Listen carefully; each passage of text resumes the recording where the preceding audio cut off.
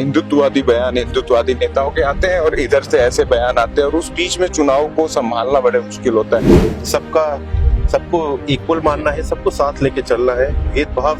और यही मैं मानता हूँ कि बहुत बड़ा रीजन है जो बेरोजगारी है। बड़ी चुनौती हो जाती है जिसकी सरकार होती है, तो उसको कैसे हैंडल करना। जिस हिसाब से यहाँ काम हो रहा है, जनता में बहुत ज्यादा खुश है। रामगढ़ के विकास को रोका किसने, सीधे पूछे तो दिल्ली की सरकार ने। जी, फाइल्स जो इंडस्ट्रियल एरियाज है 3-4 मेजर, वो दिल्ली में फाइल अटकी पड़ी। कभी राजनीति में आने का सोचा था? एक झुकाव मेरा हमेशा रहा है पॉलिटिक्स की तरफ। सभी प्रदेशवासियों को राजस्थान प्रदेश कांग्रेस कमेटी ओबीसी विभाग की तरफ से दीपावली की हार्दिक शुभकामनाएं। आने वाला वर्ष आपके लिए मंगलमय हो। राजस्थान चौक की चुनावी यात्रा आज रामगढ़ में है और रामगढ़ में कांग्रेस ने एक बड़ा दांव खेला है। एक पीढ़ी को, एक नए चेहरे को आगे किया है जिसके पास अनुभव अपने पिता के चुनाव के मैनेजमेंट का रहा है। हम बात कर रहे हैं रामगढ़ से कांग्रेस प्रत्याशी आर्यन जुबेर खान। स्वागत है राजस्थान चौक पर। थैंक यू, मेरे को यहाँ स्वागत करने के लिए बहुत बहुत धन्यवाद। राहुल गांधी की बड़ी इच्छा थी कि युवा कांग्रेस में आगे आए। जी, एक चेहरे को खुद के तौर पे देखते हैं? जी बिल्कुल। मैं सिर्फ 27 साल का हूँ। 2-3 साल पहले मेरी लॉ कंप्लीट हुई है। मैंने कॉर्पोरेट लॉ करा है और उसके बाद घर में ऐसी परिस्थितियां बनी कि मेरे को आज राजनीति में उतरना पड़ा। एक बड़ा जिम्मेदारी का भाव है आपके कंधों पर। आपके पिता ने दशकों की राजनीति की और राजनीति में विकास को प्राथमिकता दी। वो जो काम उन्होंने किए वो अब आपके जिम्मे रामगढ़ की जनता अगर करती है तो ये भाव बड़ा होगा। तैयार है? बिल्कुल तैयार है। जुबेर जी ने सिर्फ अपने राजनीतिक जीवन में ही नहीं, अपने पारिवारिक जीवन में भी उन्हीं मूल और उन्हीं भाव के साथ हमको पाल पोस के बड़ा करा है।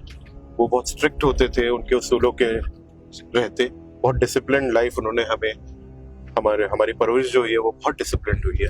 और जो सेक्युलरिज्म की एक जो मिसाल थे मेरे फादर जी, वो घर में भी उतनी ही सेक्युलरिज्म को प्रमोट करते थे और एजुकेशन पे उन्होंने हमारे बहुत ध्यान दिया। ओवरऑल डेवलपमेंट पे उन्होंने हमारा बहुत ध्यान दिया। तो मैं मानता हूँ कि आप बखूबी उसको निभाएंगे रामगढ़ में। एक पढ़े लिखे राजनेता का राजनीति में आना उनकी जनता के लिए भी फायदेमंद रहता है। विकास के कामों की बयानबाजी लंबी है। आप कई बार अपनी राजनीतिक सभाओं में बता भी चुके हैं कि पिता ने ये किया, अब करना आर्यन को है।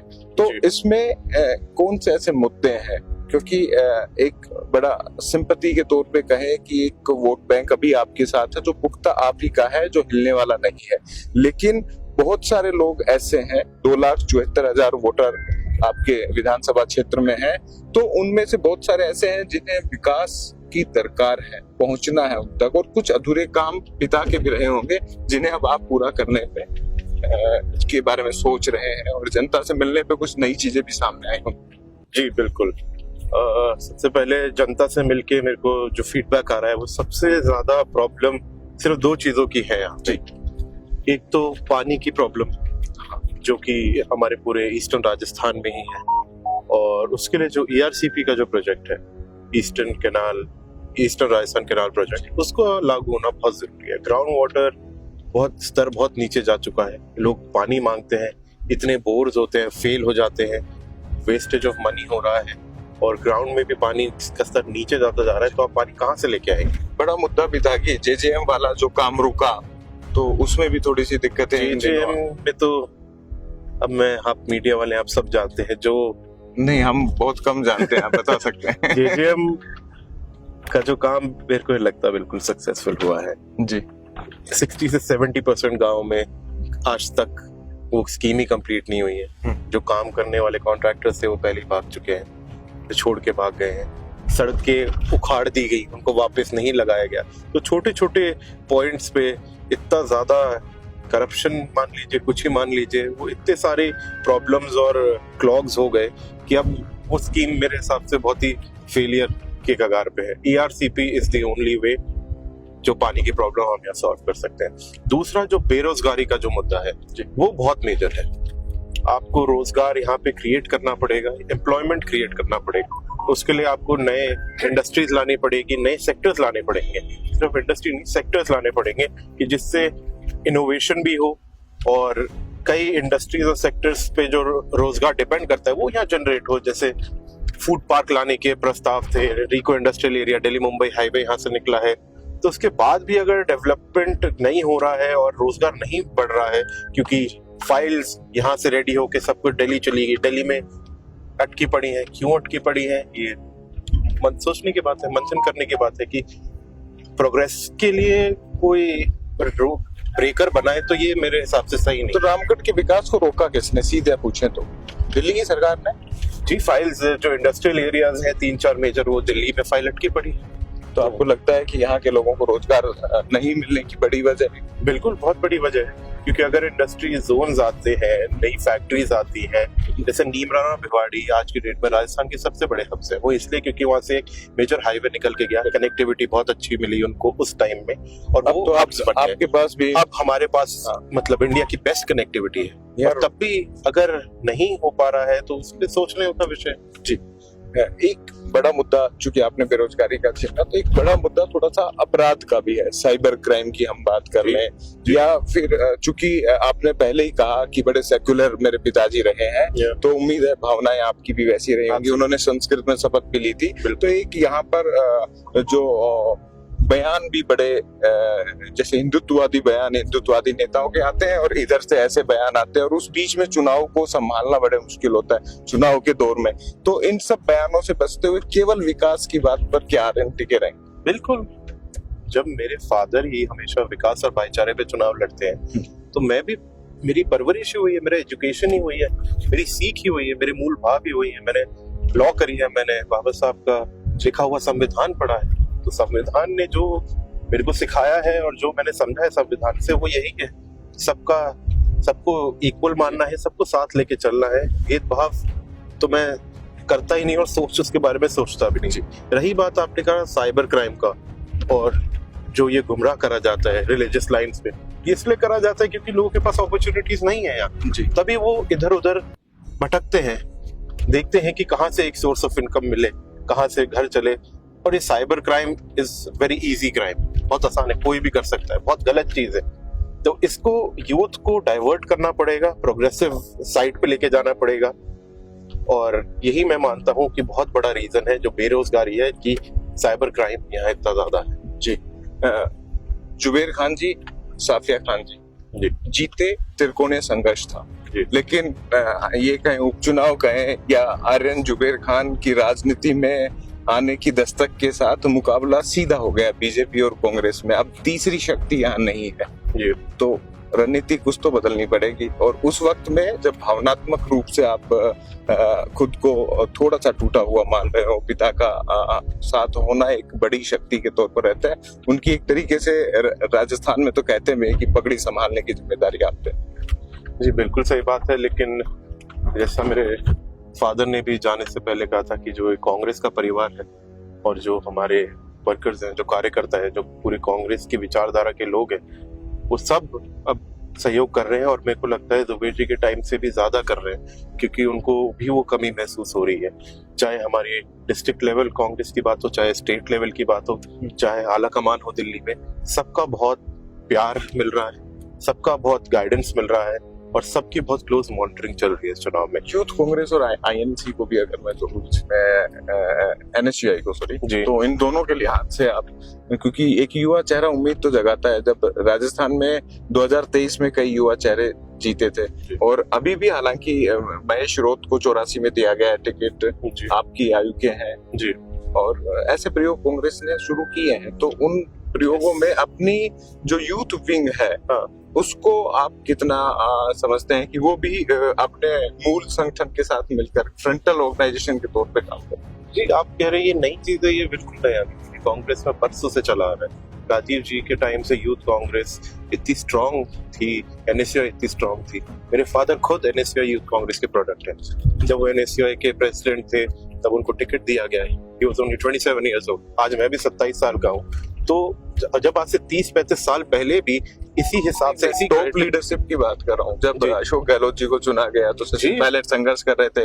हरियाणा में अभी जो हुआ मुद्दा आपने अच्छा। तरीके से लग रहे थे, तो उसमें कहीं ना कहीं जब निर्णयात्मक स्थिति होती है तो यूथ थोड़ा सा किनारे कर दिया जाता है। इसलिए मैंने शुरुआत राहुल गांधी के यूथ को प्रमोट करने के सवाल से की थी। यूथ को प्रमोट किया जाता है, ये आप ट्विस्टेड सवाल मेरे से पूछ रहे हैं। मैं बहुत नया हूँ इसमें, पर कोई नहीं, I'll take it। जी। जो पार्टी निर्णय लेती है, जी। जितना मैंने अभी कुछ दिनों की पार्टी की वर्किंग से देखा है, बहुत सोच समझ के और सबको साथ में लेकर के कोई भी डिसीजन लिया जाता है। तो इसमें मेरे को नहीं लगता कोई एक सिंगल मैन कोई डिसीजन लेता है। It's a collective effort of the whole party. तो उस हिसाब से डिसीजन लिए जाते हैं और जो भी डिसीजन लिया जाता है पार्टी के हित में होता है। एक चीज बताइएगा, आपने चूंकि पिता जब चुनाव लड़ते थे, परिवार में चुनावी माहौल रहा है, तो अब खुद लड़ रहे हो, तब तो आप कमरे में भी बैठ सकते थे, साथ भी चल सकते थे।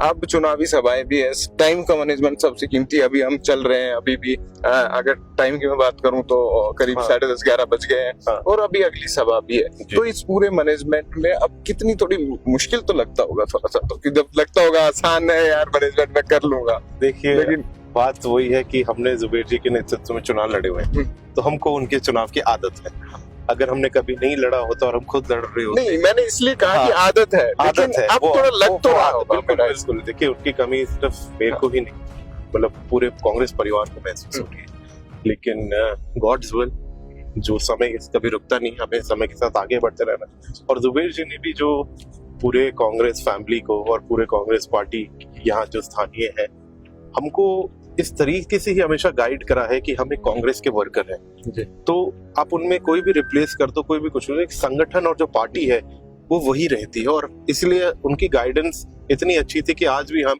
बहुत अच्छे से संभाल रहे हैं और चुनाव लड़ रहे हैं। तो ऐसे तो खैर घटना ही ऐसी हुई, लेकिन अगर जुबेर जी वक्त होते तो भी कभी राजनीति में आने का सोचा था? क्योंकि आप कॉर्पोरेट लायर अपने आप को बता चुके हो, उसमें आपने पढ़ाई की है, तो कभी सोचा था कि हाँ मैं पिता की विरासत को इस अंदाज में संभालूंगा उनके रहते हुए भी?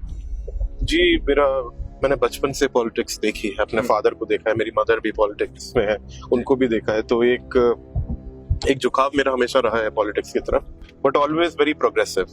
और मेरे फादर ने हमेशा यही करा है, अपनी मेहनत कीजिए और उससे बलबूते पे आगे बढ़िए। तो ऐसा नहीं था कि मैं जाना ही चाहता हूँ, हमेशा होता है politics is a game of परिस्थिति क्या होती है और समय क्या होता है। जो आपसे समय डिमांड करता है आपको वो करना पड़ता है राजनीति में। तो अब समय ऐसा आया कि मेरे को आना पड़ा, इसलिए मैं आया। एक और चुनौती आपके सामने है, सत्ता बीजेपी की है यहाँ और समीकरण पे कोई असर नहीं। 114 सीटें फिलहाल हैं, 115 लेकर आए थे, तो एक बड़ी चुनौती हो जाती है जिसकी सरकार होती है, तो उसको कैसे हैंडल करा? इस सरकार 10 महीने 11 महीने हो चुके हैं थी सरकार को अब, और जो जिस हिसाब से यहाँ काम हो रहा है, जनता में बहुत ज्यादा रोष है, बहुत एक्सपेक्टेशंस होती है लोगों को जब एक नई सरकार सत्ता में आती है। लेकिन चाहे आप बिजली का इशू ले लीजिए, चाहे पानी का इशू ले लीजिए, सरकार उस ऑप्टिमम लेवल पे एफिशिएंटली वर्क कर नहीं पा रही है और ये जनता बखूबी फील कर रही है। तो सरकार का सिर्फ वो अपनी मशीनरी को यूज कर सकते हैं उस तरीके से, लेकिन आई होप इलेक्शन कमीशन ऐसा होने नहीं देगा जी, and it will be a fair playing. चुनाव के लिहाज से बात करें तो राजनीति की बहुत सारी बातें होगी, थोड़ी सी लाइट मूड में भी बात कर सकते हैं। राजनीति में आइडियल कौन है आपका, पिता के अलावा? क्योंकि एक तो है। मैंने काफी पढ़ाई की है, तो मैं राजीव गांधी जी से बहुत इन्फ्लुएंस्ड, उनकी लाइफ के बारे में बहुत पढ़ा है मैंने, उनकी बहुत किताबें पढ़ी है। मेरे फादर ने राजीव जी के साथ जब काम करा था, उनके कई ऐसे किस्से, तो he was a very humble and a very nice man. और जैसे हमारे राहुल जी हैं, मेरे फादर कहते हैं वो अपने फादर की तरह ही है। तो राजीव जी, Rahul ji, they are my idols. मैं उनको स्टेट लीडरशिप, उनकी लाइफ को बहुत अच्छा मानता हूँ, जिस हिसाब से वो कितने हम्बल और कितने, और इंटरनेशनली अगर हम जाए तो रॉबर्ट एफ कैनेडी मैं उनको काफी पसंद करता हूँ, और भी कई हैं। मैंने स्टेट की भी बात की, स्टेट लीडरशिप में अक्सर होते हैं। स्टेट लीडरशिप हमारी बहुत स्ट्रांग है। डोटासरा जी आज हमारे प्रदेश अध्यक्ष हैं, आदरणीय गहलोत साहब की गाइडेंस हमें हमेशा मिलती रहती है। जूली जी ऑपोजिशन लीडर हैं, सचिन पायलट साहब हैं, जो हमारे डिप्यूटी सीएम रहे हैं, और हमारे अलवर की आन बान शान आदरणीय बाबा जितेंद्र सिंह हैं। तो ये सब बहुत मोटिवेटिंग लोग हैं, बहुत ज़्यादा प्रेरणा देते हैं मेरे को, इनसे बहुत सीखने को भी मिलता है। यूथ मैसेज भी जाता है, क्या देंगे चुनाव लड़ते हुए अब तक के जो चुनावी मिजाज है उसको भांप कर? मैं तो बस इतना ही सीखा हूँ कि ज़्यादा स्ट्रेस नहीं लेना चाहिए और अच्छी प्रोग्रेसिव बातें करनी चाहिए, अच्छी प्रोग्रेसिव सोच रख के काम करना चाहिए। तरह तरह के लोग आएंगे, आपको डीमोटिवेट भी करेंगे। राजनीति ऐसा ही गेम है, जितना मैं अभी समझ पा रहा हूँ। बहुत ही अनफॉरगिविंग है राजनीति में रहना, क्योंकि लोग आपका जिसे कहते हैं पल निकालने की कोशिश करते हैं। तो वो है, तो स्ट्रेस फ्री रहिए, आराम से अपनी मेहनत कीजिए, अपना काम करिए और आगे बढ़िए। जी, तो ये इंटरव्यू भी हमने काफी हद तक स्ट्रेस फ्री रखा है। जब चुनाव में नए रंग आएंगे तो फिर हम आर्यन जुबेर खान जी से मिलेंगे और उनसे कुछ और सवाल करेंगे रामगढ़ की जनता से जुड़े हुए, रामगढ़ के राजनीतिक समीकरणों से। इसलिए मैंने, चूंकि पहली बार चुनाव लड़ रहे हैं, तो थोड़ा सा वेटेज दिया है कि वो भारी भरकम सवाल जो हिंदुत्व को लेकर, गोकसी को लेकर, हत्या अगर बात करें, तो थोड़े से ऐसे मुद्दे जो पूरे देश में उबाल लाते हैं, उन सबको हमने अभी रखा है। लेकिन हम बात करेंगे जब अगले इंटरव्यू में इनसे मिलेंगे। फिलहाल के लिए आर्यन जी बहुत बहुत शुक्रिया। Thank you so much. तो जुड़े रहिए राजस्थान चौक के साथ। रामगढ़ से वीडियो जर्नलिस्ट सुरेश शर्मा के साथ अंकित तिवारी, राजस्थान चौक, रामगढ़। सभी प्रदेशवासियों को राजस्थान प्रदेश कांग्रेस कमेटी ओबीसी विभाग की तरफ से दीपावली की हार्दिक शुभकामनाएं। आने वाला वर्ष आपके लिए मंगलमय हो। मैं पूरे देश और प्रदेश और राजस्थान के सभी लोगों को हार्दिक बधाई और शुभकामनाएं देता हूं इस पावन पर्व दीपावली पर। प्रदेश के सभी व्यापार उद्योग जगत के लिए दीपावली के हार्दिक शुभकामनाएं और बधाई। माँ लक्ष्मी की कृपा आप सब पे बनी रहे।